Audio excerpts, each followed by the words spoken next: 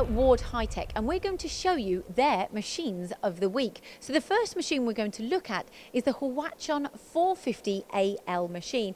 Now, if you're looking for a turning machine that's slightly larger than the average that is sold in the UK and essentially giving you the competitive edge over your competition, then this is a machine to consider. It's a box guideway machine. As you can see, the access is perfect, especially if you're craning parts in. Right, let's get technical. So it's got a 76 mil bar capacity, just over 400 mil cutting diameter, 1350 mil in cutting length, with a 12 station turret. Now the range comes in different chuck sizes, so you can go from 10 to 15 inches. They can come with a Y-axis. This model doesn't. This is a 2-axis model, but this machine is ready to go.